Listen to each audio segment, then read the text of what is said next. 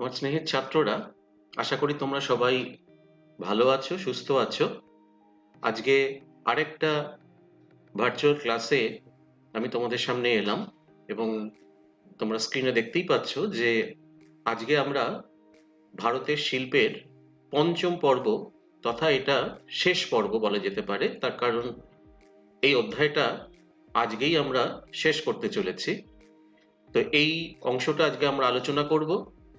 তো চলো আমরা দেখে নিই যে আজকের এই পঞ্চম পর্বে কি কি শিল্প আমরা আলোচনা করতে চলেছি।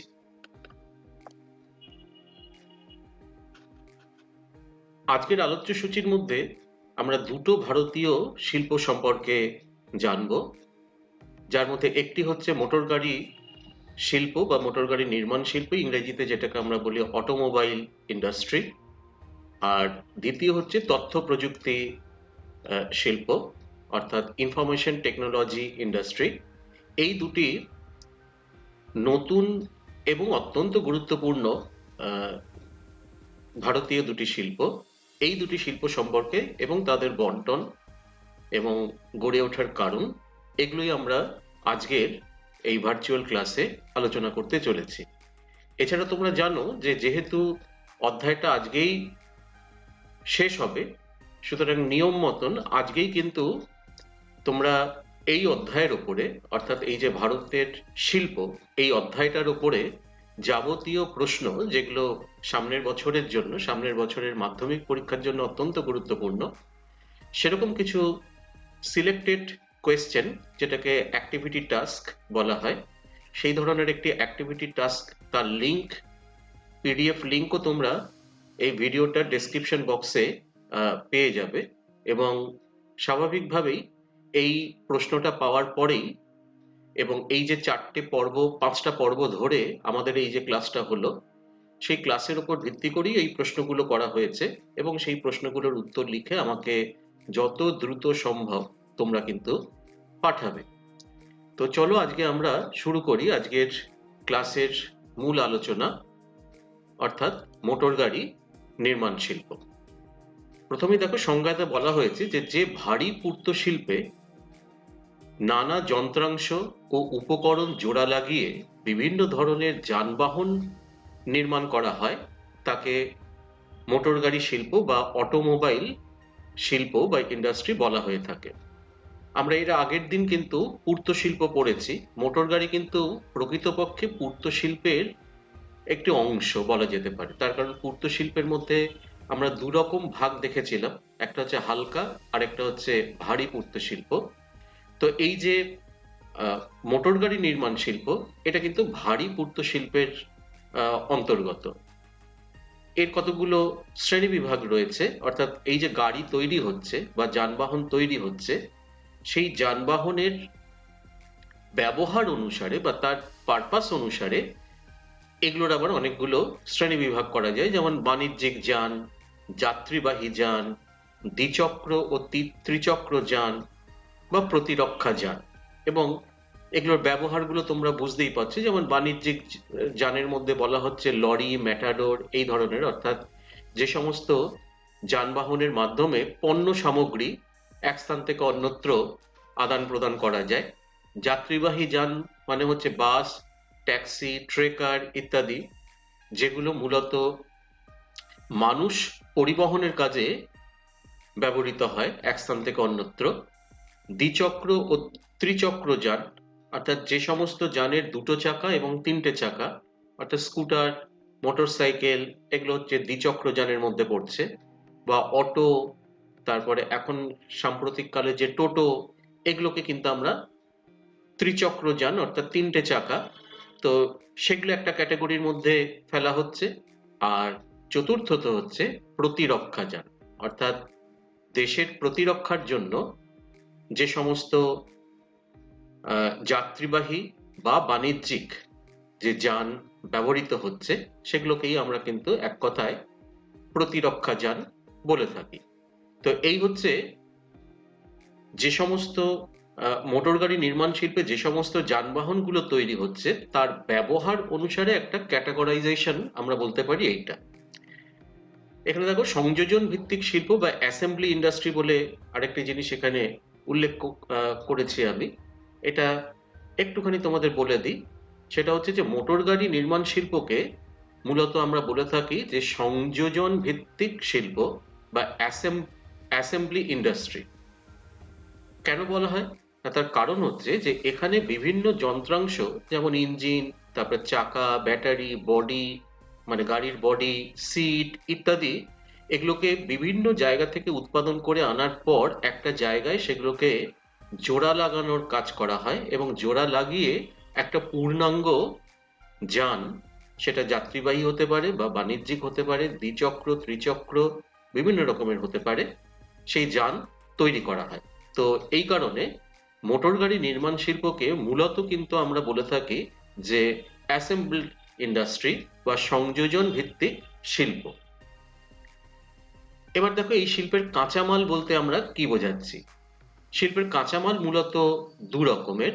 একটা হচ্ছে ধাতব কাঁচামাল, যে ধাতব কাঁচামালে মধ্যে থাকছে লৌহ ইস্পাত, তারপরে তামা, সীসা, অ্যালুমিনিয়াম, দস্তা, এই সমস্ত আহ, আহ, ধাতব কাঁচামালগুলো, যেগুলো একটা গাড়ি তৈরি করার বিভিন্ন জায়গায় সেগুলোকে আমরা ব্যবহার করি। কখনো যন্ত্রাংশ তৈরি করার জন্য, কখনো ইঞ্জিন তৈরি করার জন্য, কখনো গাড়ির বডিতে বিভিন্ন রকম জায়গায় সেগুলোকে ব্যবহার করা হচ্ছে।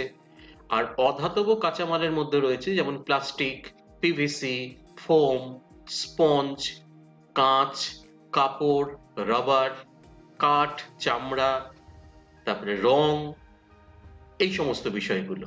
ঠিক আছে? তো আরেকটা, একদম শেষে একটা জিনিস এখানে আমি লিখে রেখেছি, সেটা হচ্ছে যে ভারতের ডেট্রয়েট কাকে বলে। অনেক সময় এটা একটা 1 নম্বরের প্রশ্ন হিসেবে অনেক সময় পরীক্ষাতে দেয়, যে ভারতের ডেট্রয়েট বলা হচ্ছে তামিলনাড়ুর চেন্নাইকে। ঠিক আছে? আমেরিকা যুক্তরাষ্ট্রের যে ডেট্রয়েট শহর, সেই ডেট্রয়েট শহরের সাথে সামঞ্জস্য রেখে আমাদের দক্ষিণ ভারতে তামিলনাড়ু রাজ্যের যে চেন্নাই, সেই চেন্নাইতেও কিন্তু মোটর গাড়ি নির্মাণ শিল্পের বিকাশ ঘটেছে বিগত 2-3 দশক ধরে। তো সেই কারণে আমরা এই চেন্নাইকে ভারতের ডেট্রয়েট বলে থাকি। আর ডান দিকে এই মানচিত্রটার মধ্যে অটোমোবাইল ইন্ডাস্ট্রির কতগুলো লোকেশন এখানে দেখানো হয়েছে। যেমন এখানে যে যে জায়গাগুলোকে এখানে বলা হয়েছে, হায়দ্রাবাদ থেকে আরম্ভ করে বেঙ্গালুরু, মাইসোর, এই সমস্ত জায়গাগুলো, জামশেদপুর, লখনৌ, জব্বলপুর, দিল্লি, গুড়গাঁও, এই সমস্ত জায়গাগুলোতে কিন্তু বিভিন্ন ধরনের মোটর গাড়ি নির্মাণ শিল্প বা অটোমোবাইল ইন্ডাস্ট্রি সেগুলো কিন্তু গড়ে উঠেছে। এবার দেখো আমরা বন্টনের আলোচনায় চলে যাচ্ছি, অর্থাৎ কোথায় এই ধরনের অটোমোবাইল ইন্ডাস্ট্রিগুলো গড়ে উঠেছে তার একটা সংক্ষিপ্ত একটা বিবরণ এখানে দেওয়া হয়েছে। যেমন পণ্যবাহী যানের কথা যদি আমরা ধরি, প্রথমে যে সমস্ত জায়গাতে পণ্য বহন করার জন্য যানবাহন তৈরি করা হচ্ছে, তো তার মধ্যে কতগুলো উল্লেখযোগ্য কোম্পানি এবং তাদের অবস্থান এখানে দেখানো হয়েছে। যেমন প্রথমেই দেখো টাটা মোটরস লিমিটেড, এটি ঝাড়খণ্ডের জামশেদপুরে অবস্থিত এবং ভারতের বৃহত্তম পণ্যবাহী যান নির্মাণ সংস্থা হচ্ছে এই টাটা মোটরস লিমিটেড। দ্বিতীয় হচ্ছে Mahindra and Mahindra company limited, মহারাষ্ট্রের মুম্বাইতে অবস্থিত, যেখানে ট্রাক তৈরি করা হচ্ছে। অশোক লেল্যান্ড লিমিটেড, তামিলনাড়ুর চেন্নাইতে অবস্থিত, এরাও কিন্তু ট্রাক তৈরি করে, বাসও তৈরি করে। চতুর্থ হচ্ছে বাজাজ টেম্পো লিমিটেড, মহারাষ্ট্রের পুনেতে অবস্থিত, যেখানে ম্যাটাডোর বা টেম্পো অর্থাৎ মূলত ত্রিচক্র যান, যেটাকে আমরা একটু আগে বলে এলাম, সেগুলো এখানে তৈরি হচ্ছে। স্বরাজ মাজদা লিমিটেড, পাঞ্জাবের মোহালিতে অবস্থিত, যেখানে বাস, ট্রাক, ট্রাক্টর, এই ধরনের যানবাহন তৈরি হচ্ছে। ভলভো ইন্ডিয়া লিমিটেড, কর্ণাটকের বেঙ্গালুরুতে অবস্থিত, যেখানে ভারী ট্রাক তৈরি করা হচ্ছে। অসংখ্য একাধিক চাকার যে ভারী ট্রাকগুলো হয়, লম্বা লম্বা, সেই সমস্ত ট্রাকগুলো কিন্তু এখানে তৈরি হচ্ছে। আর ডান দিকের এই ছবিটাতে কিন্তু তোমরা দেখতে পাচ্ছ যে কেন এই শিল্পকে, অর্থাৎ মোটর গাড়ি নির্মাণ শিল্পকে কেন আমরা অ্যাসেম্বলড ইন্ডাস্ট্রি বলছি। এখানে তোমরা দেখতে পাচ্ছ যে বিভিন্ন রকম যন্ত্রাংশগুলোকে জোড়ার কাজ এখানে কিন্তু চলছে। পুরোটাই কিন্তু অটোমেশনের মাধ্যমে সেগুলোকে একটার পর একটা জোড়ার কাজ এখানে চলছে এবং আস্তে আস্তে কিন্তু গাড়িটা তার পূর্ণতার দিকে এগিয়ে যাচ্ছে। এবার যাত্রীবাহী যান যেখানে তৈরি হয় ভারতের, তার একটা বন্টন যদি আমরা দেখি, প্রথমেই দেখো মারুতি উদ্যোগ লিমিটেড, হরিয়ানার গুরগাঁওতে অবস্থিত ভারতের বৃহত্তম যাত্রীবাহী যান নির্মাণ সংস্থা এটি। দ্বিতীয় হচ্ছে টাটা মোটরস লিমিটেড, ঝাড়খণ্ডের জামশেদপুর, তেলেঙ্গানার হায়দ্রাবাদ, মধ্যপ্রদেশের পিতামপুর এবং পাঞ্জাবের রূপনগর, এতগুলো জায়গাতে তাদের কারখানা রয়েছে যেখানে যাত্রীবাহী যান তারা তৈরি করছে টাটা মোটরস লিমিটেড। তৃতীয় হচ্ছে হিন্দুস্তান মোটরস লিমিটেড, তামিলনাড়ুর চেন্নাইতে অবস্থিত। প্রিমিয়ার অটোমোবাইলস লিমিটেড, মহারাষ্ট্রের মুম্বাইতে অবস্থিত। স্ট্যান্ডার্ড মোটর প্রোডাক্টস লিমিটেড, তামিলনাড়ুর চেন্নাইতে অবস্থিত। সানরাইজ ইন্ডাস্ট্রি, কর্ণাটকের বেঙ্গালুরুতে অবস্থিত। আর মাহিন্দ্রা অ্যান্ড মাহিন্দ্রা কোম্পানি, মহারাষ্ট্রের নাসিকে অবস্থিত। এই প্রত্যেকটা কারখানাতেই কিন্তু যাত্রীবাহী যান, বাস, তারপরে ট্রেকার, জিপ ইত্যাদি বিভিন্ন ধরনের ট্যাক্সি, এই ধরনের বিভিন্ন ধরনের যাত্রীবাহী যান সেখানে তৈরি হচ্ছে। এবার দ্বিচক্র ও ত্রিচক্র যান সেগুলোর প্রসঙ্গে যদি আসি আমরা, অর্থাৎ সংস্থাগুলোর নাম এবং কোথায় সেটা তৈরি হচ্ছে তার একটা তালিকা দেখো এখানে তৈরি করা হয়েছে। এই তালিকাটা তোমরা একটুখানি দেখে নাও। যেমন সংস্থার নাম, সেটি কোথায় অবস্থিত, আর কি ধরনের যানবাহন সেখানে উৎপাদন করা হচ্ছে তার একটা তালিকা এখানে দেওয়া রয়েছে। প্রথমেই দেওয়া রয়েছে যে এসকর্টস লিমিটেড। এসকর্টস লিমিটেড এটি অবস্থিত কিন্তু ফরিদাবাদে, যেখানে রাজদূত মোটরসাইকেল তৈরি হচ্ছে। দ্বিতীয় হচ্ছে এনফিল্ড ইন্ডিয়া, যেটি চেন্নাইতে অবস্থিত, বুলেট তৈরি হচ্ছে দ্বিচক্র যান। হিরো মোটোকর্প লিমিটেড, যেটি ভারতের মধ্যে বৃহত্তম দ্বিচক্র যান নির্মাণ সংস্থা, এটা ধারেহেরাতে এদের কেন্দ্রটি অবস্থিত। স্কুটার, মোপেড, মোটরসাইকেল এগুলো এখানে তৈরি হচ্ছে। হোন্ডা ইন্ডিয়া লিমিটেড, এটি মানেসারে অবস্থিত, যেখানে মোটরসাইকেল তৈরি হচ্ছে। টিভিএস সুজুকি চেন্নাইতে অবস্থিত, মোটরসাইকেল তৈরি করছে। ইয়ামাহা এসকর্ট সুরাজপুরে অবস্থিত, এখানেও মোটরসাইকেল তৈরি হচ্ছে। বাজাজ অটো লিমিটেড পুনেতে অবস্থিত, যেখানে স্কুটার, অটো ইত্যাদি তৈরি হচ্ছে। আর বাজাজ কাওয়াসাকি এটিও পুনেতে অবস্থিত, যেখানে অটো রিক্সা, স্কুটার, মোটরসাইকেল ইত্যাদি তৈরি হচ্ছে। এইখানে দেখো যে ভারতে যে অটোমোটিভ ক্লাস্টার একটা তৈরি হয়েছে, অর্থাৎ কতগুলো নির্দিষ্ট জায়গায় এই মোটর গাড়ি নির্মাণ শিল্পের একটা কেন্দ্রীভবন ঘটেছে আমরা বলতে পারি। তো সেই রকম 4টি অঞ্চলকে এখানে চিহ্নিত করা হয়েছে। তোমরা বাঁদিকে মানচিত্রটার মধ্যে দেখতে পাচ্ছ 4টে জায়গায় এরকম ভাবে কালো কালো গোল দাগ করা রয়েছে এবং এখানে কিন্তু প্রত্যেকটা জায়গার একটা করে নাম দেওয়া রয়েছে। যেমন এই যে জায়গাটা উত্তর ভারতে, দিল্লি, গুরগাঁও, ফরিদাবাদ, অর্থাৎ দিল্লি, গুরগাঁও এবং ফরিদাবাদ নিয়ে এই উত্তর দিকের এই ক্লাস্টারটা তৈরি হয়েছে। এখানে কিন্তু এই 3টে শহরকে কেন্দ্র করে একাধিক মোটরযান নির্মাণ কেন্দ্র সেখানে কিন্তু তৈরি হয়েছে। পূর্ব ভারতে কলকাতা এবং জামশেদপুরকে ভিত্তি করে, দক্ষিণ ভারতে চেন্নাই, বেঙ্গালুরুকে ভিত্তি করে, আর পশ্চিম ভারতে মূলত মহারাষ্ট্রের মুম্বাই, পুনে, নাসিক এবং ঔরঙ্গাবাদ এই শহরগুলোকে কেন্দ্র করে কিন্তু এই অটোমোবাইল ইন্ডাস্ট্রির বিকাশ ঘটেছে।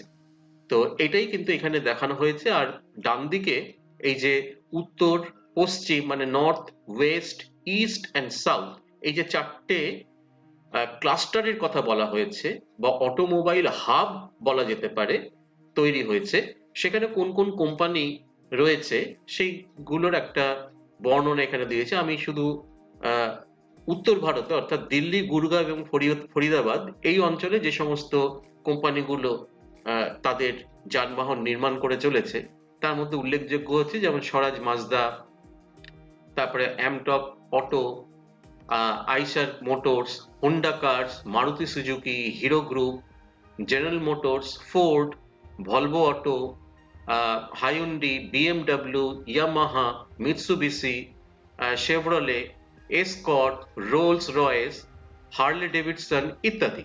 ঠিক আছে, এরকম ভাবে পশ্চিম ভারতে, পূর্ব ভারতে এবং দক্ষিণ ভারতের সেই সমস্ত কোম্পানিগুলো যারা এই অটোমোবাইল ইন্ডাস্ট্রির সাথে যুক্ত, সেই সমস্ত কোম্পানিগুলোর নাম এখানে কিন্তু দেওয়া রয়েছে, যারা এই চারটে হাবের মধ্যেই কিন্তু বা এই চারটে ক্লাস্টারের মধ্যেই কিন্তু অবস্থিত।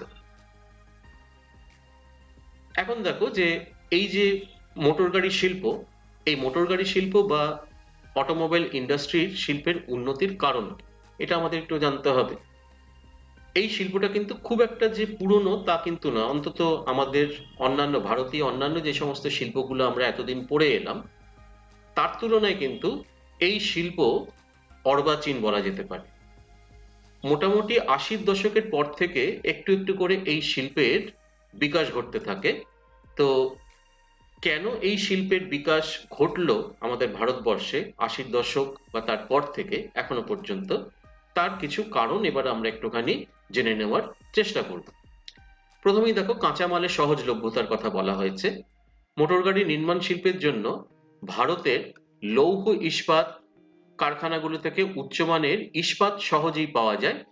তাছাড়া তামা, অ্যালুমিনিয়াম, দস্তা, প্লাস্টিক, পিভিসি, টায়ার টিউব, রং প্রভৃতি উপকরণগুলো মহারাষ্ট্র, গুজরাট, তামিলনাড়ু এবং পশ্চিমবঙ্গ থেকে সেগুলো পাওয়া যাচ্ছে, যার ফলে এগুলোকে আমরা অ্যাক্সেসরি ইন্ডাস্ট্রি বলতে পারি। তার কারণ একটা গাড়ি নির্মাণ শিল্প যেখানে গড়ে ওঠে, সেটা যে ধরনেরই হোক না কেন, যাত্রীবাহী, পণ্যবাহী, দ্বিচক্র বা ত্রিচক্র, যে ধরনেরই যান হোক না কেন, আহ, তার যে আহ, উম, অন্যান্য যে সমস্ত যন্ত্রাংশগুলো, সেই যন্ত্রাংশগুলো কিন্তু আশেপাশের বিভিন্ন অঞ্চলে সেগুলো কিন্তু তৈরি হচ্ছে।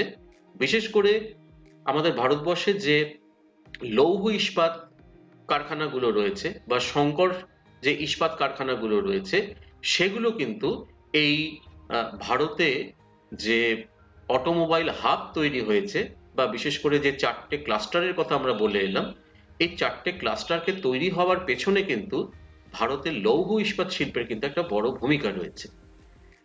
দ্বিতীয় হচ্ছে মূলধন। মূলধনের বলা হচ্ছে যে দেশীয় শিল্পপতি যেমন টাটা, মাহিন্দ্রা, বাজাজ, এছাড়া বিদেশি সংস্থা যেমন দেইউ, ফোর্ড, মার্সিডিজ বেঞ্জ ইত্যাদি কোম্পানিগুলো বিপুল পরিমাণে অর্থলগ্নি করার ফলে এই শিল্পের কিন্তু দ্রুত বিকাশ সম্ভব হয়েছে। তৃতীয় হচ্ছে সমৃদ্ধ বাজার। ৮০-র দশকের পর থেকে নগরায়ন ও আর্থিক উন্নতির হার বৃদ্ধি পাওয়ায় মানুষের ক্রয় ক্ষমতা বৃদ্ধি পেয়েছে। এর ফলে দেশের অভ্যন্তরে এই শিল্পের চাহিদা যেমন বেড়েছে, তেমনি প্রতিবেশী দেশগুলিতেও ভারতের তৈরি গাড়ির চাহিদা বৃদ্ধি পেয়েছে। অর্থাৎ এই শিল্পেও তার বাজার কিন্তু শুধুমাত্র যে ভারতের মধ্যে খুঁজে নিয়েছে তা নয়, ভারতের আশেপাশে যে সমস্ত প্রতিবেশী দেশগুলো রয়েছে, সেই প্রতিবেশী দেশগুলোতেও কিন্তু এই শিল্পের যথেষ্ট কদর রয়েছে। তার ফলে বাজার কিন্তু এই শিল্পের যথেষ্ট সমৃদ্ধ এবং বিস্তৃত। অন্যান্য কারণগুলো দেখো, যে যেমন পরিবহন উন্নয়ন। গত 40 বছর গত 40 বছর ধরে এদেশের সড়ক পরিবহন ব্যবস্থায় প্রভূত উন্নয়ন ঘটেছে, অর্থাৎ ৮০-র দশক থেকে বলা হচ্ছে। জাতীয় সড়ক, রাজ্য সড়ক, সোনালী চতুর্ভুজ, এক্সপ্রেস হাইওয়ে বিস্তারের মাধ্যমে দেশে গাড়ি ব্যবহারের প্রবণতা বৃদ্ধি পেয়েছে। অর্থাৎ কানেক্টিভিটি যেরকম বেড়েছে, সাথে সাথে এই শিল্পের বিকাশও কিন্তু সেই অর্থে আহ, দ্রুত বিকাশ লাভ করতে পেরেছে। সুতরাং এই পরিবহন ব্যবস্থার যে উন্নয়ন, এটাও কিন্তু এই শিল্পের বিকাশের একটা অন্যতম কারণ। উন্নত প্রযুক্তিবিদ্যা, তেল সাশ্রয়কারী বা সর্বসাধারণের ক্রয় ক্ষমতার উপযুক্ত শৌখিন আরামদায়ক গাড়ি নির্মাণ করে এই শিল্পের দ্রুত বিকাশ ঘটেছে। অর্থাৎ বিভিন্ন প্রযুক্তিগত উন্নয়ন এই সময়ের মধ্যে ঘটানো হয়েছে ভারতের এই অটোমোবাইল ইন্ডাস্ট্রির মধ্যে, যার ফলে বিভিন্ন ধরনের যে বাজার রয়েছে, সেই বাজারে যে বিভিন্ন গাড়ির চাহিদা একদম অল্প দামি গাড়ি থেকে আরম্ভ করে শৌখিন বহু আহ, বহু মূল্যের গাড়ি, সমস্ত রকম গাড়ি কিন্তু এখানে তৈরি হচ্ছে, যেহেতু তার চাহিদা রয়েছে। তৃতীয় হচ্ছে সরকারি নীতি। এই শিল্প স্থাপনে 1991 সালে উদার শিল্পনীতি বহুজাতিক কোম্পানিগুলোকে একক বা দেশীয় সংস্থার সঙ্গে যৌথ উদ্যোগে দারুণভাবে উৎসাহিত করেছে। সরকারি স্তরে এই শিল্পকে নানাভাবে উৎসাহ দান করা হয়েছে তারপরেও, অর্থাৎ বাইরের বিভিন্ন সংস্থাগুলো যেমন সুজুকি, কাওয়াসাকি, ভলভো, এই ধরনের বিভিন্ন সংস্থা তারা কিন্তু ভারতে এসেছে। ভারতের বিভিন্ন সংস্থার সাথে তারা টাই আপ করেছে। কখনো কখনো তারা এককভাবেই কিন্তু ভারতে, এই সমস্ত বহুজাতিক সংস্থাগুলো এককভাবেই কিন্তু ভারতে তার গাড়ি নির্মাণ শিল্প কেন্দ্র স্থাপন করেছে। তার কারণ হচ্ছে এর বাজার ভালো। ভারতে গাড়ি শিল্পের বাজার কিন্তু অত্যন্ত দ্রুত হারে বৃদ্ধি পেয়েছে। এই কারণে দেশীয় সংস্থাগুলোর সাথে সাথে বিদেশি বহুজাতিক সংস্থাগুলোও কিন্তু আমাদের ভারতে 1990-এর দশক বা তারপর থেকে কিন্তু আসতে শুরু করেছে। শিল্প সমাবেশ। সরকারি উদ্যোগে চেন্নাই, মুম্বাই, গুরগাঁও, সানন, পুনে প্রভৃতি শিল্পাঞ্চলে একাধিক বিভিন্ন কাঁচামাল উৎপাদনকারী ও যন্ত্রাংশ নির্মাণকারী শিল্পের সমাবেশ ঘটায়। ব্যয় সংকোচ করে এই শিল্পের দ্রুত বিকাশ সম্ভব হয়েছে। আমরা একটু আগেই দেখছিলাম যে 4টে ক্লাস্টারের কথা। এই ক্লাস্টারগুলো কিন্তু তৈরি হয়েছে মূলত এখানে একটা গাড়ি তৈরি করার জন্য যে সমস্ত যন্ত্রাংশের দরকার হয় বা অন্যান্য যে সমস্ত অধাতব যে সমস্ত আহ, কাঁচামালগুলোর প্রয়োজন হয়, সেগুলো কিন্তু আশেপাশে তৈরি হওয়ায় ফলে সেই জায়গাতে একটা অটোমোবাইল হাব বা অটোমোবাইল ক্লাস্টার গড়ে উঠতে পেরেছে।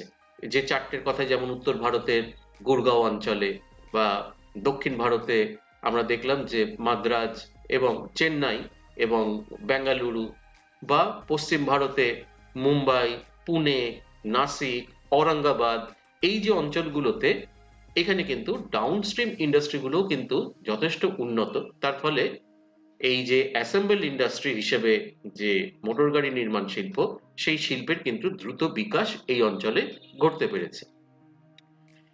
এরপর আমরা চলে যাচ্ছি আজকের আলোচনার দ্বিতীয় যে শিল্প, যে শিল্পর নাম হচ্ছে তথ্য প্রযুক্তি শিল্প। অত্যন্ত গুরুত্বপূর্ণ কর্মসংস্থানের পরিপ্রেক্ষিতে আমরা বলতে পারি এই শিল্পকে। যদিও এই শিল্প কিন্তু একদমই নবাগত, নতুন এই শিল্প, আহ, এবং এখন যা অবস্থা তাতে কিন্তু এই তথ্য প্রযুক্তি শিল্প ছাড়া আমাদের কিন্তু কোনো গত্যন্তর নেই। তোমরা দেখতেই পাচ্ছ যে যেভাবে আমরা এখন তোমাদের সামনে উপস্থিত হচ্ছি বা বিভিন্ন রকম ভাবে, এগুলো সবই কিন্তু সম্ভব হয়েছে তথ্য প্রযুক্তির উন্নয়নের মাধ্যমে। এটা যদি না হতো তাহলে কিন্তু আমরা এইভাবে আহ, দূরে থেকেও একজনের সাথে আরেকজনকে কিন্তু আমরা কানেক্ট করতে পারতাম না। তো চলো এবার দেখে নিই যে এই তথ্য প্রযুক্তি শিল্প সম্পর্কে কি বলা হয়েছে এখানে। প্রথমে একটা সংজ্ঞা দেওয়া রয়েছে। সেখানে বলা হচ্ছে যে কৃষি, শিল্প, ব্যবসা বাণিজ্য, প্রশাসন, শিক্ষার উদ্দেশ্যে কম্পিউটার ও টেলি যোগাযোগের সাহায্যে তথ্য সংগ্রহ, সেটাকে সঞ্চয়, তারপরে বিশ্লেষণ, পরিমার্জন, আহ, পরিবর্তন ও আদান প্রদান সংক্রান্ত কাজকর্মকে একসাথে বলা হয় তথ্য প্রযুক্তি শিল্প। ইনফরমেশন টেকনোলজি ইন্ডাস্ট্রি এটাকে বলা হচ্ছে, অর্থাৎ ইনফরমেশন অর্থাৎ তথ্যের আদান প্রদান করা হচ্ছে, বা সেই তথ্যগুলোকে বিভিন্ন রকম ভাবে আমরা স্টোর করে রাখার ব্যবস্থা করছি কোনো একটা ক্লাউডে বা কোনো একটা ডিভাইসে। সেগুলোকে আমরা প্রয়োজন মতন, আমার চাহিদা মতন সেগুলোকে আমরা বিশ্লেষণ করতে পারছি, কিছুটা মডিফাই করতে পারছি, আবার প্রয়োজনে আবার সেটাকে কিন্তু পরিবর্তনও করতে পারছি, এবং এক স্থান থেকে অন্যত্র ইলেকট্রনিক্যালি অতি দ্রুত একদম রিয়েল টাইমে সেগুলোকে কিন্তু আমরা পৌঁছিয়েও দিতে পারছি। তো এগুলোকে কিন্তু এক কথায় বলা হচ্ছে তথ্য প্রযুক্তি শিল্প। অর্থনীতির ভাষায় এই ধরনের কার্যাবলীকে বলা হয় কোয়াটারনারি বা চতুর্থ স্তরের কার্যাবলী। এই শিল্পের প্রভাব কি? না, তথ্য প্রযুক্তির উন্নতির সঙ্গে কৃষি, শিল্প, পরিবহন, ব্যবসা বাণিজ্য ইত্যাদি প্রথম, দ্বিতীয়, তৃতীয় স্তরের অর্থনৈতিক কাজকর্ম আরো সুগঠিত ও সম্প্রসারিত হয়। এখানে এই যে প্রথম, দ্বিতীয়, তৃতীয় স্তরের অর্থনৈতিক কাজকর্ম, এখানে একটু বলে রাখি যে অর্থনৈতিক কাজকর্মের কতগুলো ভাগ রয়েছে। সেই অনুসারে সেগুলোকে প্রথম স্তরের অর্থনৈতিক কার্যকলাপ, দ্বিতীয় স্তরের অর্থনৈতিক কার্যকলাপ, তৃতীয় স্তরের অর্থনৈতিক কার্যকলাপ, পরবর্তীকালে চতুর্থ এবং পঞ্চম স্তরের অর্থনৈতিক কার্যকলাপও এসেছে। তো সেই কার্যকলাপগুলো কি, যেমন কৃষি সংক্রান্ত কাজ, অর্থাৎ যে সমস্ত কার্যকলাপ মূলত প্রকৃতির সাথে বা মাটির সাথে যুক্ত, সেগুলোকে আমরা বলে থাকি প্রথম স্তরের অর্থনৈতিক কার্যকলাপ। ঠিক আছে? বা প্রাইমারি ইকোনমিক অ্যাক্টিভিটিস বা প্রাথমিক অর্থনৈতিক কার্যকলাপ। এইবার এইখান থেকে যে সমস্ত কাঁচামালগুলো উৎপাদিত হচ্ছে সেগুলোকে যখন আমি এবার কারখানাতে গিয়ে সেগুলোকে যখন মডিফাই করে বা সেগুলোকে ব্যবহার করে আরো উন্নততর কোনো দ্রব্যাদি আমি তৈরি করছি, তো সেইটা তখন হয়ে যাচ্ছে কিন্তু দ্বিতীয় স্তরের অর্থনৈতিক কার্যকলাপ বা সেকেন্ডারি ইকোনমিক অ্যাক্টিভিটি বা মাধ্যমিক স্তরের অর্থনৈতিক কার্যকলাপ। তৃতীয় স্তরের অর্থনৈতিক কার্যকলাপ হচ্ছে মূলত পরিষেবামূলক, ব্যবসা বাণিজ্য, শিক্ষা, আইন, আদালত, চিকিৎসা, এই সমস্ত বিষয়গুলোকে বা এই সমস্ত বিষয়ের সাথে যুক্ত যে সমস্ত ওয়ার্কফোর্স বা যারা যুক্ত রয়েছেন এই সমস্ত কার্যাবলীর সাথে, সেই সমস্ত কাজগুলোকে আমরা এক কথায় বলে থাকি যে টার্সিয়ারি অ্যাক্টিভিটিস বা তৃতীয় স্তরের অর্থনৈতিক কার্যকলাপ। মূলত এই তিনটে কার্যকলাপ নিয়েই কিন্তু অর্থনৈতিক কার্যকলাপের মূল কাঠামোটা তৈরি। পরবর্তীকালে যেরকম ভাবে আস্তে আস্তে সভ্যতার বিকাশ ঘটেছে, এই যেমন এই যে তথ্য প্রযুক্তি শিল্প, এই তথ্য প্রযুক্তি শিল্পকে কিন্তু আমরা প্রথম, দ্বিতীয়, তৃতীয় কোনো স্তরের মধ্যেই রাখতে পারছি না। এর জন্য স্বতন্ত্র আরেকটা স্তর তৈরি হলো, যেটাকে আমরা চতুর্থ স্তরের অর্থনৈতিক কার্যকলাপ বা কোয়াটারনারি ইকোনমিক অ্যাক্টিভিটি বলে থাকি। তো এটাই একটুখানি ব্যাখ্যা করে বলে দিলাম, যদিও এটা তোমাদের এতটা ডিটেলসে না জানলেও চলবে। দ্বিতীয় প্রভাব হচ্ছে যে তথ্য সৃষ্টি, সংগ্রহ, আদান প্রদান প্রভৃতির মাধ্যমে তথ্য প্রক্রিয়াকরণ, গবেষণা এবং তার উন্নয়ন ঘটানো। অর্থাৎ যে ইনফরমেশন গুলো আমরা সৃষ্টি করছি বা সংগ্রহ করছি বা আদান প্রদান করছি, সেগুলোকে বিভিন্ন রকম প্রসেসিং এর মধ্য দিয়ে কিভাবে আরো পরিশীলিত তথ্য বা সেটাকে কিভাবে ব্যবহারের উপযোগী তথ্যে আমি পরিণত করতে পারি, সেটা কিন্তু নিরন্তর গবেষণা এবং উন্নয়ন কিন্তু এই শিল্পের মাধ্যমে কিন্তু হয়ে চলেছে। আর তৃতীয় হচ্ছে যে পৃথিবী জুড়ে টেলিযোগাযোগ ও ইন্টারনেট পরিষেবার সার্বিক উন্নতি ঘটে এই শিল্পের হাত ধরে। আজকে তো আমরা বুঝতেই পারছি যে ইন্টারনেটের প্রয়োজনীয়তা কতটা রয়েছে আমাদের জীবনে। ইন্টারনেট ছাড়া কিন্তু আমরা আজকে প্রায় অচল। প্রত্যেকটা ক্ষেত্রেই আমাদের অনলাইনে বিভিন্ন ধরনের কাজ করতে হচ্ছে। এই অনলাইন ক্লাস থেকে আরম্ভ করে এখন বিভিন্ন ধরনের কাজ আমরা অনলাইনের মাধ্যমে করছি, যেগুলো এতদিন পর্যন্ত কিন্তু আমরা চিন্তা ভাবনাতেই কিন্তু আনতে পারিনি যে এই কাজগুলো অনলাইনে করা যেতে পারে। আজকে কিন্তু ইন্টারনেটের সাহায্য নিয়ে সেই কাজগুলোকেই আমরা অনলাইনে করতে চলেছি। তো এগুলোর জন্য যারা এই ব্যবস্থাগুলোকে আমাদের সামনে তুলে ধরছে বা ব্যবহারের উপযোগী বিভিন্ন ইন্টারফেস গুলোকে আমাদের সামনে নিয়ে আসছে, তারাই কিন্তু তথ্য প্রযুক্তি শিল্পের কারিগর। তারাই কিন্তু এই শিল্পের মূল হোতা আমরা বলতে পারি। এবার দেখো আমাদের ভারতে কতগুলো তথ্য প্রযুক্তি শিল্প কেন্দ্রের এখানে বন্টন বা অবস্থান এখানে দেখানো হয়েছে, একদম রাজ্য ভিত্তিক কোন কোন রাজ্য এবং তথ্য প্রযুক্তি শিল্প কেন্দ্রগুলো কি সেটা এখানে বলা রয়েছে। যেমন প্রথমে হচ্ছে কর্ণাটক। কর্ণাটকের অত্যন্ত গুরুত্বপূর্ণ কয়েকটি জায়গা, তার মধ্যে সব থেকে উল্লেখযোগ্য হচ্ছে বেঙ্গালুরু, যেটাকে আমরা ভারতের সিলিকন ভ্যালি বলে থাকি। সিলিকন ভ্যালি সম্পর্কে শেষে আমরা একটু আলোচনা করে নেব।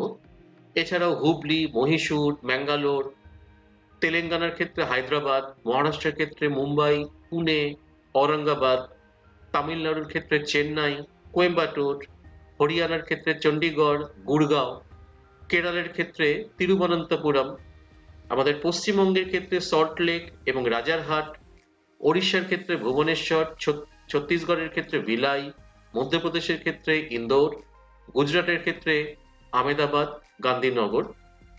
এগুলো হচ্ছে ভারতের উল্লেখযোগ্য কিছু তথ্য প্রযুক্তি শিল্প কেন্দ্র। এর বাইরেও কিন্তু একাধিক শহরে তথ্য প্রযুক্তি শিল্প কেন্দ্র গড়ে উঠেছে, যেগুলোকে আজকাল আমরা বলে থাকি স্টার্ট আপ সংস্থা, সদ্য তৈরি হয়েছে। এবং সেগুলোও কিন্তু এই তথ্য প্রযুক্তির হাত ধরেই কিন্তু ভারতের বিভিন্ন ছোট ছোট শহরে তারা কিন্তু তাদের কাজ শুরু করেছে। এই তথ্য প্রযুক্তি সংস্থাগুলো কিন্তু দু রকমের ভারতে। একটা হচ্ছে কিছু সংস্থা রয়েছে যেগুলো দেশীয় সংস্থা, ভারতেই সেগুলো তৈরি হয়েছে, ভারতেই তার বিকাশ। আর কিছু আছে বিদেশি সংস্থা যারা বাইরের দেশের, এবং এগুলোকে আমরা এক কথায় বলতে পারি বহুজাতিক সংস্থা। শুধু একটা দেশে নয়, একাধিক দেশে তাদের শাখা সংস্থা রয়েছে, যেমন ভারতেও তাদের শাখা সংস্থা রয়েছে। তো দেশীয় সংস্থাগুলোর মধ্যে উল্লেখযোগ্য হচ্ছে Infosys, Wipro, tata consultancy services বা যেটাকে আমরা টিসিএস বলি, যেটি ভারতের মধ্যে সব থেকে বড় তথ্য প্রযুক্তি সংস্থা, গ্লোবসিন টেকনোলজিস, মিলেনিয়াম ইনফোসিস্টেম প্রভৃতি। তোমরা ডান দিকে দেখতে পাচ্ছ ইনফোসিসের একটি কেন্দ্রের ছবি তোমরা এখানে দেখতে পাচ্ছ। আর বিদেশি সংস্থাগুলোর মধ্যে রয়েছে যেমন IBM, Cognizant technology solutions, price water house Cooper's, Astral system ইত্যাদি। এই সংস্থাগুলো কিন্তু মূলত বহুজাতিক সংস্থা। এবার আমরা দেখে নেব যে এই শিল্পের উন্নতির কারণ। প্রথমেই বলা হয়েছে যে সুদক্ষ মানব সম্পদ, অর্থাৎ মানুষের উন্নত মেধা এই শিল্পের মূল সম্পদ। বর্তমান শিক্ষা ব্যবস্থায় কম্পিউটার শিক্ষার উপরে জোর দেওয়ার ফলে ভারতে এই শিল্পের জন্য উপযুক্ত সুদক্ষ মানব সম্পদের কোনো অভাব নেই। দ্বিতীয় হচ্ছে কারিগরি শিক্ষা কেন্দ্র। ভারতে একাধিক আইআইটি, আইআইএসসি এবং বিভিন্ন ইঞ্জিনিয়ারিং কলেজ থেকে কারিগরি, বিজ্ঞান, গবেষণা, প্রযুক্তি বিষয়ে প্রশিক্ষিত মেধাবী মানব সম্পদ এই শিল্পটির উন্নতির প্রধান কারণ। তৃতীয় হচ্ছে সরকারি উদ্যোগ ও পরিকাঠামো। বিগত 2 দশক ধরে তথ্য প্রযুক্তি শিল্পের জন্য আইটি হাব তৈরি করা, তাদের জন্য আবাসন, বিদ্যুৎ ব্যবস্থা, টেলিযোগাযোগ ব্যবস্থা স্থাপন, উৎসাহমূলক শুল্ক ছাড়, যেখানে তারা সেই কেন্দ্রটা তৈরি করবে সেখানে বিভিন্ন ধরনের ট্যাক্স ফ্রি জোন করে দেওয়া, যেটাকে আমরা এক কথায় বলে থাকি এসইজেড, সেই রকম কিছু কিছু জায়গা নির্দিষ্ট করে দেওয়া।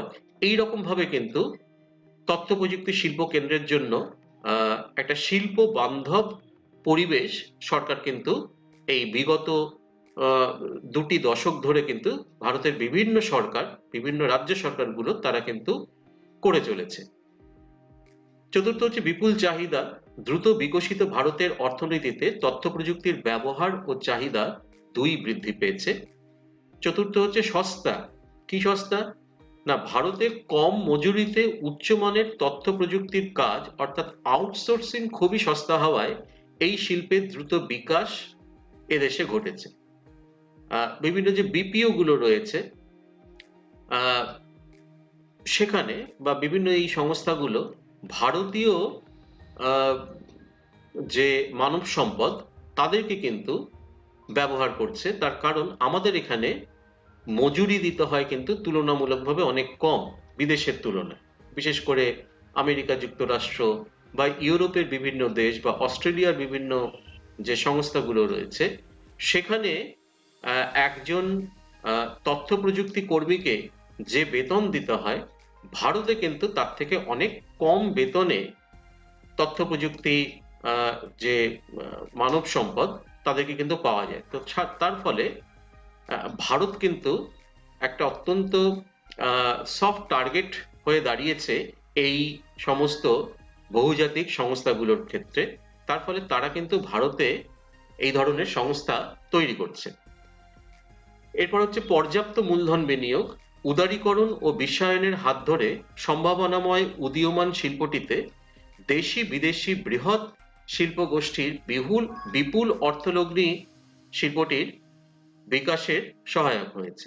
অর্থাৎ বিভিন্ন বিদেশি সংস্থা বা বহুজাতিক সংস্থা, সেই সংস্থাগুলো কিন্তু ভারতে এসেছে, এবং ওই যে বললাম যে এখানে তুলনামূলকভাবে সস্তা মানব সম্পদ, সেই কারণে কিন্তু এখানে মূলধনের কোনো অভাব ঘটেনি।